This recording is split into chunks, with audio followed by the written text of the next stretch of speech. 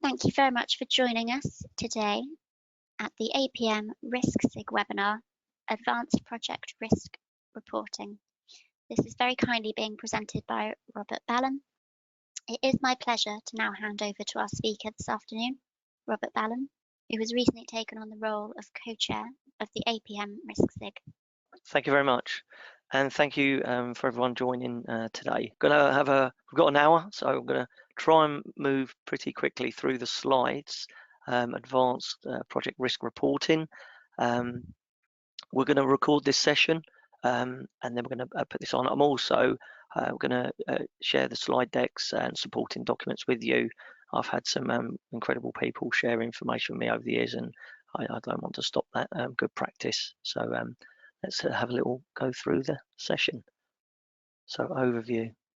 I won't read all the text that was in the synopsis. So we're just going to have a look at some of the information, that you've got already available to you, and how you can use that information to sometimes use some very powerful techniques to identify possible risk gaps and look at periods that may be of concern across your programs, projects, portfolios. And at the end, there's a section on emerging reporting techniques, such as integrated cost and schedule risk analysis. So myself, people, plant, process, performance, prediction, 5 Ps I use in what we do. I have gone from London, worked in Europe, America, Canada for several years, had some fantastic experiences, all those, and now back in the UK, full circle. Project controls, risk and IT projects for 25 years, and been a management consultant on many major programs, airport terminals, defence programs, rail programs, nuclear power, and not just the risk practitioner role. I've also implemented risk project software several times and had some great experience, successful experience with that. Hobbies: football, NFL, tennis, snooker. There's a picture of me cycling, and I do like walking. And for those of you that know me, I've got a nice loud dog, and hopefully won't be too noisy today. Industries and sectors. I've worked with some fabulous people across many industries and sectors. The techniques I'm going to show you today are agnostic of any of those, so hopefully these should be able to be applied across in your role directly. Hopefully you can use these techniques and they're valuable to you. Quick case study. I was in Canada. There was a light rail transit confederation line which went east to west in Ottawa, 12.5 kilometers, 2.5 kilometers under town, 13 stations, 9 escalators, longest transit escalator. There's a picture of me on the opening day there. 2,000 fewer bus trips downtown daily, 5 missed deadlines, 456 days late. One of the things they identified was risk management was really, not being done well, and I successfully wrote the phase 2, which was an extension further east and further west, and also from downtown to the airport and further out, connecting that. The risk management plan was approved by some of the techniques inclusive in there that I'll show you today. So here we go. So potential. What's the start? Always read the process. It's so important. I say to people, don't change the process and don't follow the process until you've changed the process through change management. We're trying to unleash the potential of your software investment. It's holding all that data and information, and we're trying to get that, maximize that. Read the documentation, read lessons learned. So try and look at that, what the problems are, where you think metrics might come in handy. Consulting and engage experts. I've worked with so many experts over the years, and it's been just a pleasure to work with them and take your time to no information's bad information. Do your analysis, look at ways you can process, enhance the process, and then look how you can report it. A lot of people do reporting, but then it needs to be changed because the process is wrong. So normally that's the sort of techniques I've used. A very important point here. Some people like text, others like tables. It's very important to have both of those, I think, for your audiences. I find people from a finance or role go to the tabular view, but some people operationally or elsewhere project maybe will be a more graphical view. So it's important to get those. One of the best reports I did had a face and narrative, or two pages in it on each subtopic, and so it's important to have text and others. Some people like text and others like tables and graphs.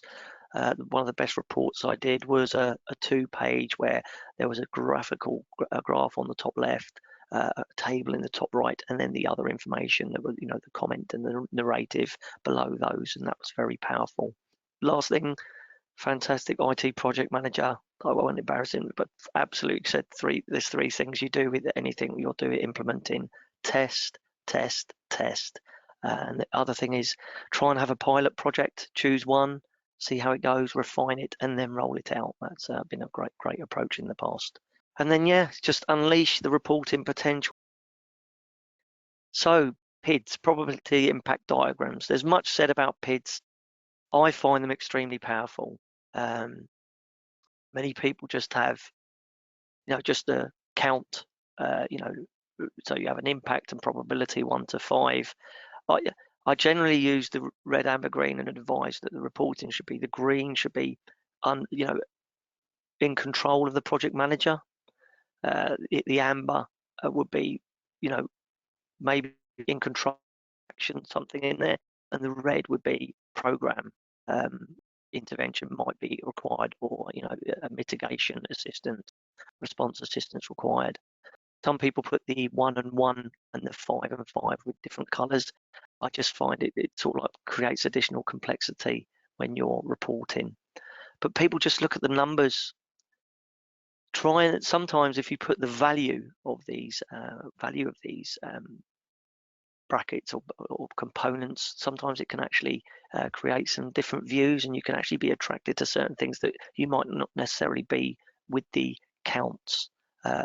There's also a furtherance to that is look at your time, estimated time impact. So your probability times your average of your 3 impacts, minimum, maximum, most likely. That is another powerful technique to see not just you've identified the cost, but are you identifying time impacts? And looking at both of them side by side, does it make sense? Is something, and again, further interrogation. And the final one is one of the most important thing is we do several impacts: health and safety, environmental, engineering, and we don't use those scores, but it's very important, extremely important to look at the PIDs score. So, and again, that in a matrix is sometimes extremely powerful to see how your overall project is faring. And again, sometimes putting these PIDs side by side with similar projects, you can say, are they, especially on the same program, are they performing risk management in similar performance levels? Oh, the last thing I was going to say was assumptions, exclusions, dependencies, estimating uncertainty, duration uncertainty should all, I would highly recommend using the same brackets. Some people use different brackets, boundaries, or between your thing.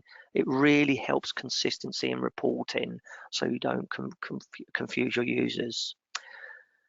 At this point, we're going to have some polls throughout the thing. The first one is, do you use non-cost PIDs, like the time and the score, in your organisation? Thank you very much. So 52% said yes and 48% said no, quite even. Okay. Yep, brilliant. And hopefully those people that aren't can go away and have a look at those and may find some insightful information. Thank you for everyone. You can go further on these. You can look at inherent, current, and target. You can filter for impact categories, filter for risk breakdown structure, and look at the movements in your PIDs. Sometimes that's important. Are these going down? Are these values going down month on month? So you'll have one PID next to the last month movement this month. So again, sometimes these are very good visuals to see where your risk is moving. So at the end, sorry, there's a little issue and result at the top of each slide. So, the PID doesn't give indication of magnitude or of depth of categories. we've said looking at other categories can help you. So you get tangible cost analysis, and tangible impact analysis, and overall risk impact analysis by doing these techniques. Okay, start and end date profiles. The issue is risk drawdown profile, which is predominantly a lot of financial aspect. People just want to know when's the risk going to be drawn down. It doesn't show what's coming up. So we look at it now and you'll see, yeah, there's going to be some drawdown early in April, but the majority is coming at the end and then a whole load at the end of the project. What another powerful graph is looking at it by start date. So you'll see the transformation just in that information. By putting that value, you can actually see I've got some really big risks coming up in my first few months that need attention. They might be going on for a long time, but the start point, they're hitting me very soon, and just it gives you a very good profile. This graph, like I've looked at in the next 6 months, that's quite a nice focus to look at. Again, we're looking at cost at the moment. Have a look at it by risk score. It may find something that's non-financial that's important to hit your project. And again, sometimes looking at it by count, the number, why haven't we got many in that month? What activities are we doing in that month? Can we identify some more techniques, more risk in that area? And again, time, another way of looking at these things. You'll see that just a comparison between a drawdown date and a start date is extremely just a totally different insight. And going further, again, sometimes of those bottom things, I'm trying to just prompt you to sort of maybe go further and use different techniques. But one of the best ones of these, instead of the month at the bottom, is the project phase. So design, construction, handover. That really gives you a gauge on whether the team are. What I found is normally a lot of teams just identify risks in the current phase or the current authority. But to manage a project, you should be identifying them across all phases all the time and managing them as best you can. Sometimes it may well be a risk later on in handover, but you need a response or mitigation now to ensure that risk, you can mitigate it and it doesn't happen. I actually use this with health and safety. So you can do these with healthy categories like hand injury, falling from heights. And I did these charts for our health and safety manager in the health and safety categories. And he said he just turned to me, so you can do targeted training. And he just turned around, he's a very experienced guy, and he just turned around, where were you 30 years ago? And it just really helped him target his training and find out when those possible areas of work needed training. You can, again, this doesn't have to be a project. It could be a control account or a work package or at that level. We've got a second poll at the moment. Do you use non-cost time profiles? It's a quick yes or no. Thank you. So a much clearer answer here. Yes had 23% and no 77%. Okay, so hopefully again some insight that you can hopefully use on your projects to programs, portfolios to get you some additional insight into what's happening, what's going on, and how really you can assist your program in managing and identifying risks. And yeah, just awareness of the results of significant risks approaching and possible risk gaps, in your risk register. Next one. So we've looked at just risk information at the moment. There's an issue that risk is looked at in isolation of duration or cost, as in base cost. So we normally have our cost profile by start date, but then if we change that to my risk as a percentage of cost, you'll see the picture has totally changed. I forgot to mention this is totally dummy data, and I will share the Excel template for this, so you can use those to maybe progress in your organisation with it. But if I look from there, it might say I'm looking at this. Oh, I've got a lot of risk there, a lot of risk there, and a lot of risk there. Once you do it as a percentage of cost, you'll see it's a totally different picture. That and there's some big periods of concerns coming up there, and that big risk around here was actually not so important. Maybe it would, because of maybe the amount of work that's going on there and the cost of that work. Similarly, by time. We can have time, and we can have the days average, EM time value as a percentage of the number of days activity in that month. It's it's not a perfect, it's not actually, sometimes people go on about the critical path, but I've used it as a very good indicator of, again, you'll see just from the profile, and this is linked data, so these charts are connected. You'll see it's a very different profile to the percentage of time. When you look at the percentage of time, you can again look at sort of like, say, why is there not so much risk there, and maybe in August, looking at that there. I challenged a project manager once. I actually did this down to the cost type, and I found out that there was a £200,000 risk. It was actually showing like 500%. I thought, what's going on? £200,000 risk with only 50,000 of materials. I challenged the PM, and that risk was just like hidden risk, and it was put down to 15k. And again, going further, doing this by phase, control accounts, work packages, and again looking at the movements each month.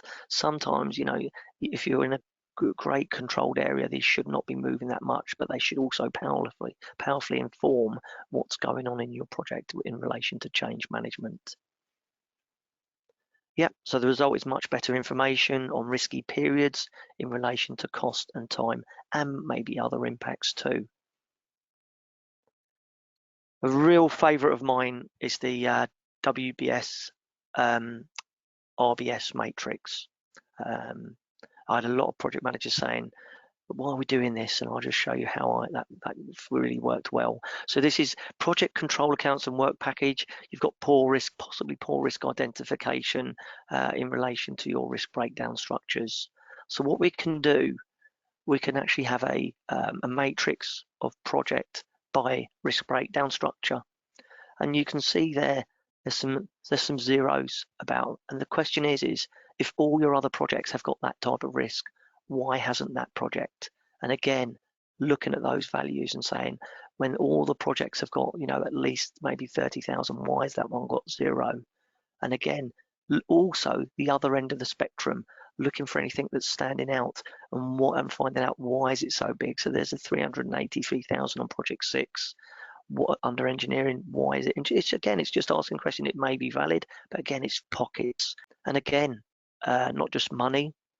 You can look for time pockets, so you can use your estimated time value and looking for those, and again, questioning big ones, why are they so big, and challenging those. And also by risk score, again, another way to give it. I've talked about the table again. Sometimes people might look graphically. They might look at, and you can just say, it's funny, people spot a colour and say, why is there these two projects are similar? Why have they got? Why has this one got a small? Why has this one got a blue, which is process, and this one hasn't? And again, just challenging and finding those little pockets where that might be just the big one that will bite to your project. Again, this one is fantastic if you go down at control accounts, similar work packages, etc. And again, looking at movements on this can be very insightful too. So identification of possible gaps in risk identification. Third poll, have you used this technique before in identifying risk in your role? Yes or no again, please. And the results are yes, 14%, no, 86%. We put so much work in risk professionals into the, categorizing into our RBS, and these techniques I really hope, if there's any, this is probably one of my favorite techniques to identify risk, and I hope it's invaluable for you and interesting. Risk linkage.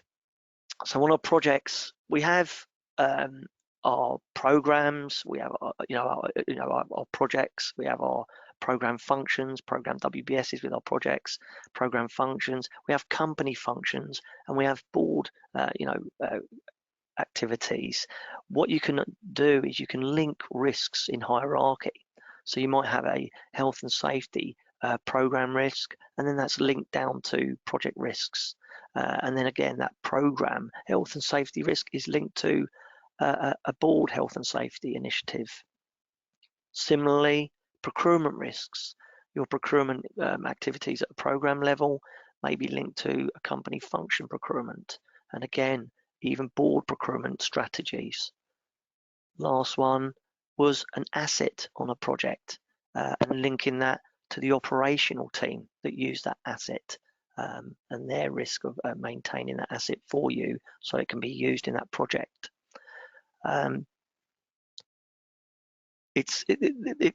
It provides assurance in both directions, so that the person at the top, the risk, knows that there is stuff being done at a lower level, and again, likewise, if you need to escalate, this actually creates a fantastic way of, rather than have to find out who it is, you've got direct contact with that person, and using those linkages can again be very powerful in reducing response times and time it takes to get mitigations, etc., in place, especially if there's issues as well. This is very powerful.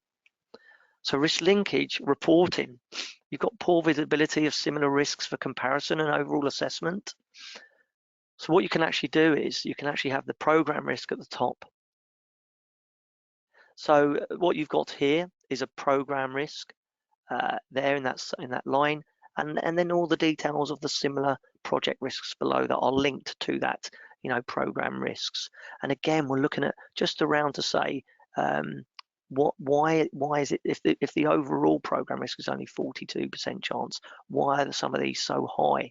And again, the impact should, again, the sum of the all the project risks might not necessarily be equal to the program risk. It might need an assessment of those, and it helps the program person make a much more informed decision on that. And the other thing again is challenging, is looking at, why is he so high again, and again, why are these so low for some?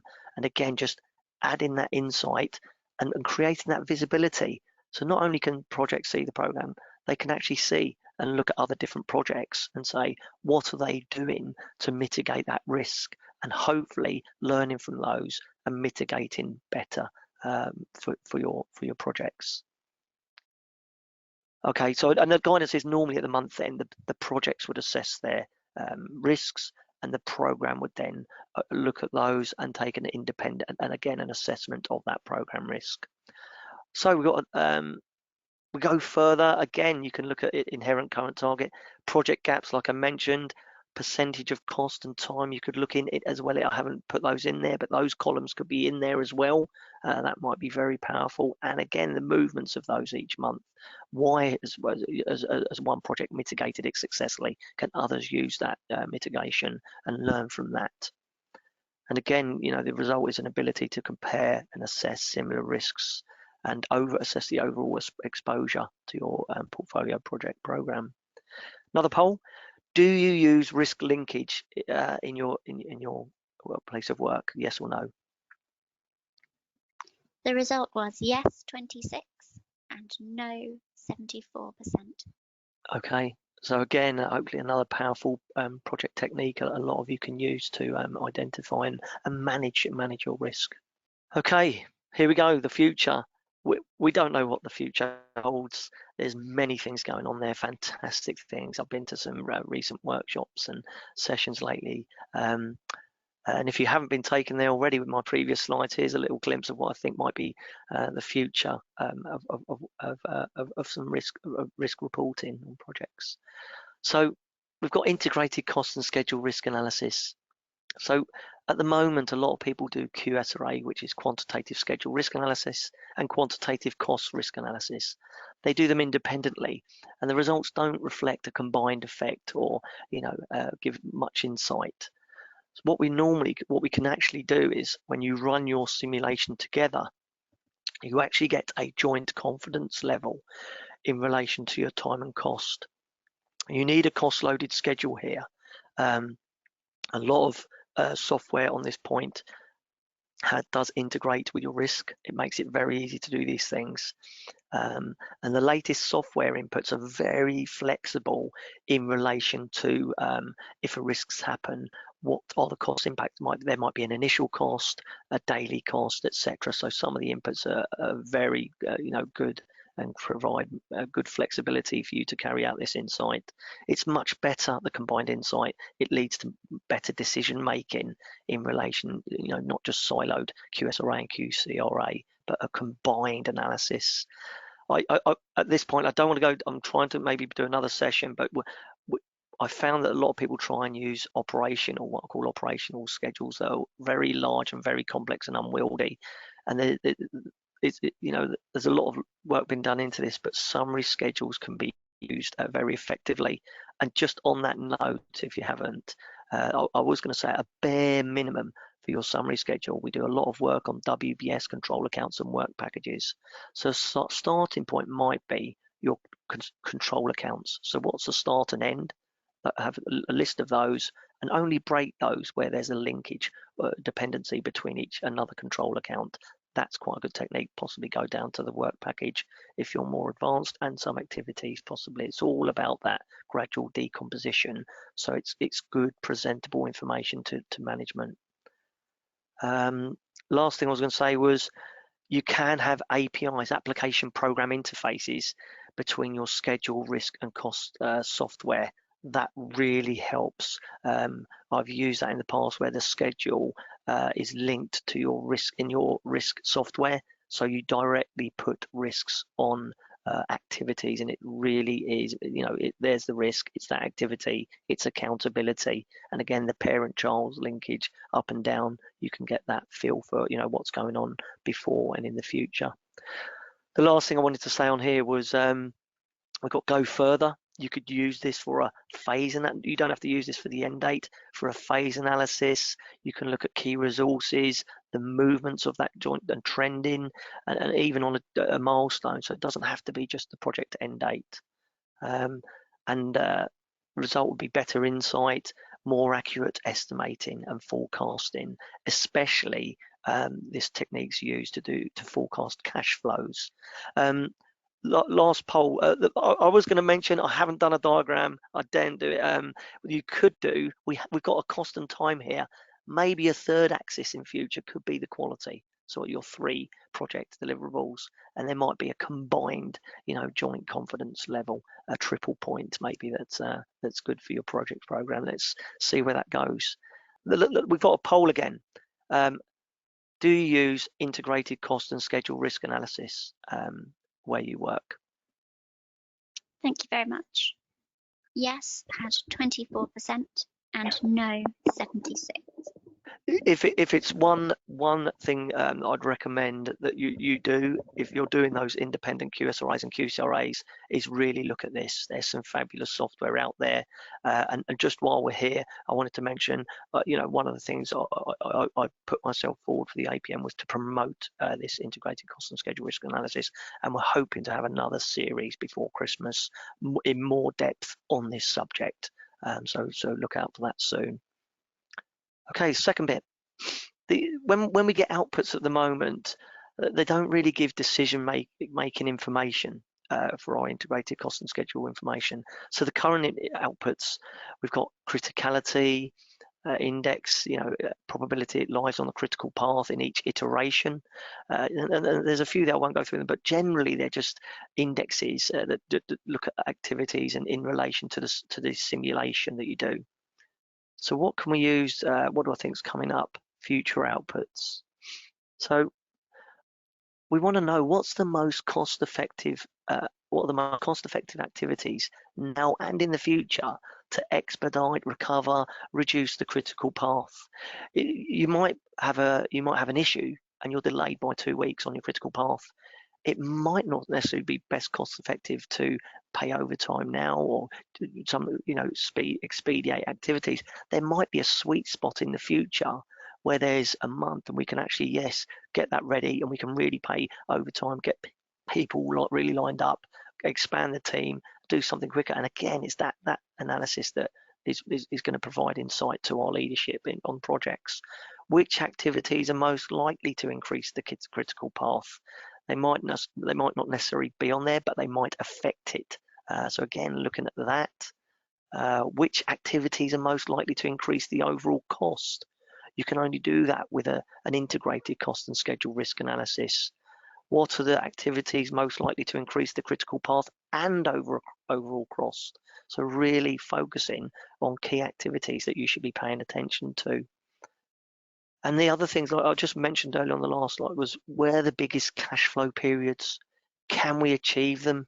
Can the supplier achieve them? Again, I've seen problems in the past where, there's been a big, cash flow period, a big production period, but the supplier had never achieved those levels of cash flows, and it's important to see those. Again, going further, even like I said, the supplier just looking at doing these things and analysing by supplier, looking at their sort of like individual charts and profiles and seeing if they're manageable, and sometimes working with them to make sure that they can achieve them. Activity type analysis, cost type analysis on this, supplier analysis, and the result is very powerful decision making insights and to leadership. So a lot of people might, I think at the moment, just sometimes guess or react quite quickly to probably issues when maybe they don't need to. Maybe there's better opportunities upstream. Cost-effective schedule management. So again, it's inability to see where the schedule problems are. So again, the technique that we might use to present this is a simple red, amber, green. That just following on is, so red might be a poor place to expedite. This all might be the critical path, but the reds might be the worst. The green, amber might be okay, but the green might be our best opportunities to expedite the critical path. You'll have to excuse my attempt at creating a schedule, but I hope you get the concept on that. And again, you can not just necessarily for the project, you can use these techniques to go look at milestones, different activity types, different cost types, and supplier analysis. Again, using those to make sure that the project is delivered successfully. And again, powerful visualizations of key areas to focus on. What's the best place to speed up the schedule to reduce risk, and creating time contingency cost effectively. Risk algorithms. So we've got bias in estimating and a lack of historical insight at the moment. So algorithms use historical information to predict risk. They can combine data across companies, industries, and countries. Sometimes it just, the algorithm I've seen just uses text to forecast, and quite accurately. Major suppliers, construction companies have used that specific software, and it's just been, they said, incredible what's been able to be predicted. Machine learning provides continuous refinement of those algorithms. The caution on this, it may not suit a first of a kind or unique project. So what would we report on? So maybe we'd look at our current supplier forecasts. So there's their activity, again, a very crude model. And we can look at their duration, which is their current forecast, looking at to end in 21st of July. But then our algorithm looks at their performance for the last 6 months in similar activities. And it's saying these are the durations, sorry, that should say duration, predicted duration down there, of what we think. So they might think it's 10 days, but given the last six months, we think it will take 15. So again, it's going to predict the end date of those. And maybe you can monitor those or incorporate some kind of contingency in your schedules to create continuous smooth flow. So we're looking there, it's the variance is 2 months later overall. And then again, if we look at the supplier, the last 12 months forecast, again, we can take that information. It's saying a little bit more that it's going to deliver a little bit later. And again, do we want to put that contingency float in our schedule? So go further again, project types, key resources you can look at, learning about key materials. Are they delivered on time? Do we have any problems with them? Legal agreements, commercial contracts signing, quite prevalent at the moment. And again, the movements and benchmarking of these. And again, this leads to unbiased real-time insight and again, more accurate forecasting. A lot of people don't put time float it. They think, oh, we just want to do it as quickly as possible. But, we put contingency in money-wise, but we should be doing similarly. And these techniques may well help us get much smoother projects. I think on a project, a major nuclear project I've worked on, they actually put we did all the assessments, we did the QSRA, we got the P90, they took the P95 and then added a year on top of it just to provide certainty on procurement, and it's now going extremely well. So those are the techniques you can use. Net present value. This risk information doesn't incorporate future interest or inflation. So that it allows net present value allows investment to be compared, including interest, inflation, and revenues, and future revenues of that project. So £1 of risk in 5 years' time may only be effectively 20p of risk today. Those sort of analysis. If it's profitable, positive NPV, means it's profitable to take that course of action. Negative means it's not. And again, the question is, which projects offer best value to the company, the shareholders, and the owners? How could this risk or response affect the company share price? Looking at that, and again, a very simplistic here. One thing I'd look on there, I wish I'd put future revenues, but again, you've got different projects, 20, current year, next year, year after. So you can see some of them are just going over 2 years, some of them are going across the 3. And you'll look at the ASC, and I've got an interest rate maybe for the money that we're using for that project, and then netting it back to the present value, and looking at those costs, and again, seeing if they're worthwhile. The next step on this would to go forward would to be add revenue streams from that project. That's quite a very insightful, and there is a lot of traction in gaining in this one as well. And again, looking at this, you can compare project types, key resources, materials, and benchmarking for your projects. And again, leads to greater insight into your financial exposure. So conclusion, you have the information, use it. I'm quite confident that a lot of people doing project risk have most of this information I showed, maybe not in the future, but the previous had that to go and interrogate and analyze. Go and use that, go and add value to your projects and demonstrate how powerful it can be. But I just wanted to say, there's often a very financial and commercial drive, which is, I think, poor practice of just looking at cost. And it's up to the project risk professional to use those techniques like I showed you on time and other impacts to really drive risk management, project risk management forward. Don't focus, just don't focus on the cost and the drawdown date. Saying that again, there's no bad view of risk data. You can cut and splice, look at these things, tools and techniques. I found, a lot of people are using Power BI to slice. It gives you the ability to slice, filter, and you can't update what you can't see in there, but the analysis is very insightful. There's APIs, application program interfaces, that we've got. Try to automate your stuff. There's so many errors I've seen when people are doing it manually. Try and automate as much as possible. APIs, and the other one that's coming more prevalent is Power Apps, where you build an app that's linking to the data in two or multiple different sources, and you literally, when you update it in that app, it updates the source data, it flows back. That's been very powerful to use. Yeah, really look at integrating your schedule, cost, and risk software applications using application program interfaces. It's very powerful. You can link your schedule to your risk software and put risks on activities. It really engages and makes accountable your risks to the project team. And again, similarly, the flow of your risk information into your cost information can be very powerful techniques to make sure that the information is as accurate as possible.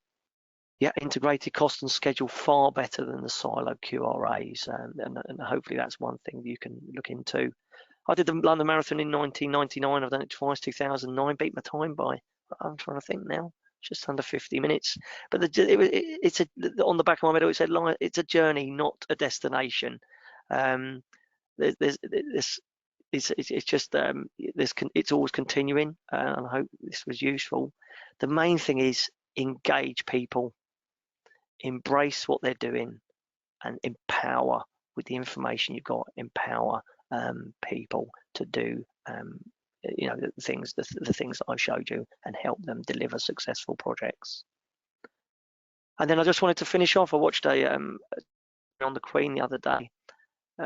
She was presenting a soldier and giving him a gallantry award. He said, it was just training. And the Queen said, in the end, probably, that training is the answer to a great many things. You can do a lot if you're properly trained, and I hope I have been. God rest her. Thank you very much. And we're open to questions. And I just want to say a very sincere thank you for taking us through all of those graphs and the detail behind them.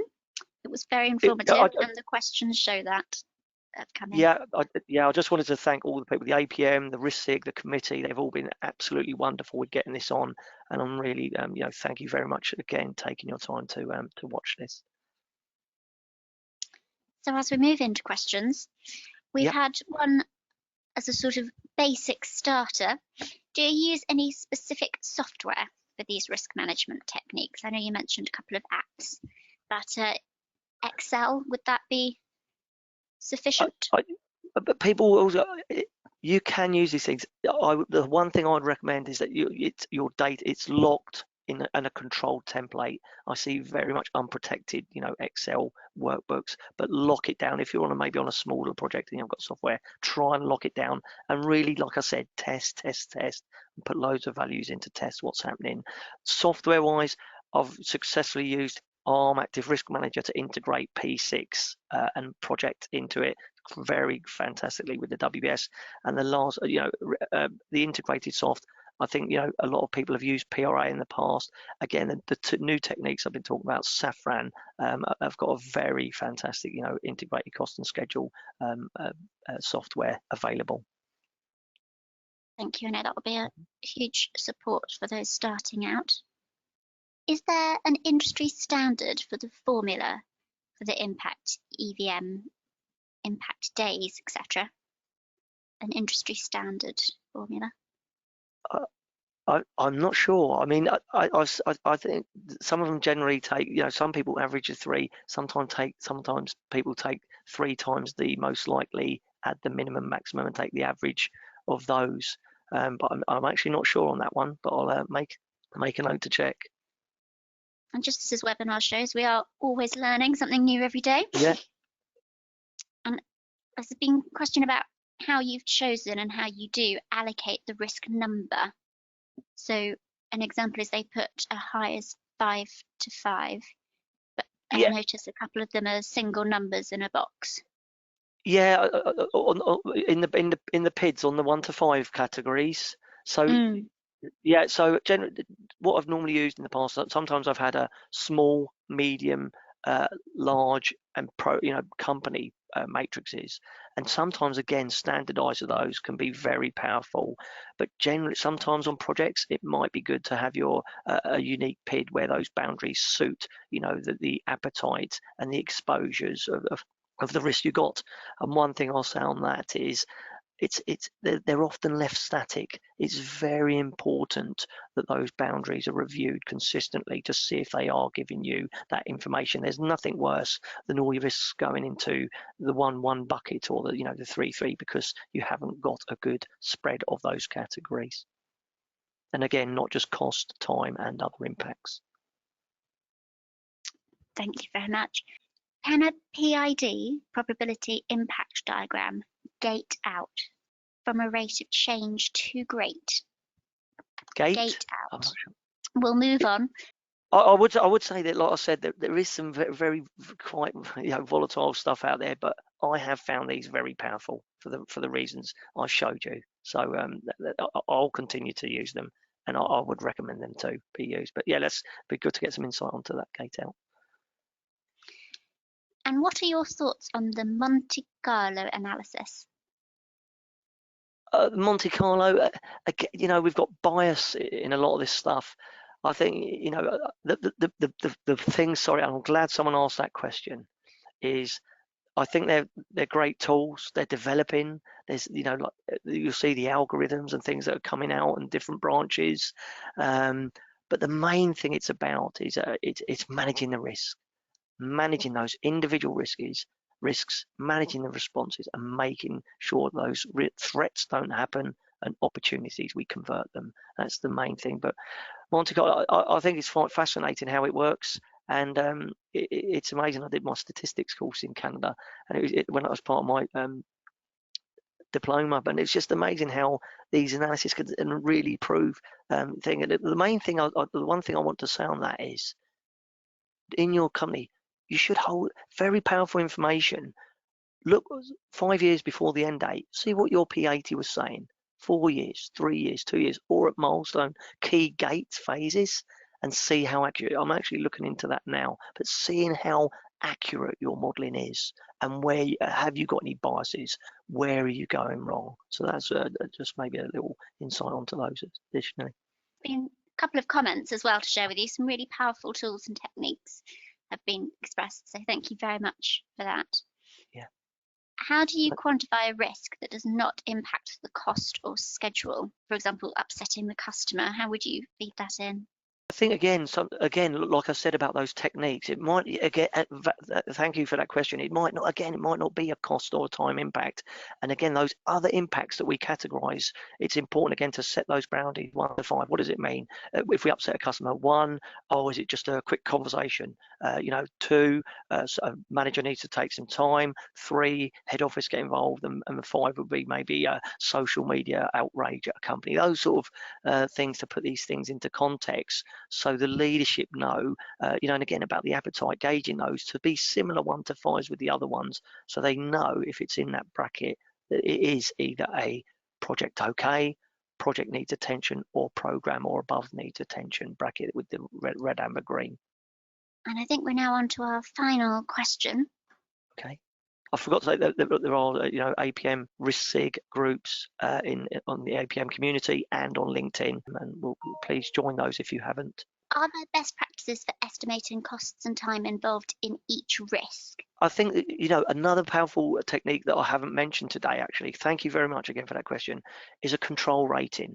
So a 1 to 5, 1 being this is your initial assessment, and 5 being we've done as much as we can to do this risk. So 1 might be just someone saying, oh, that's roughly about 100,000.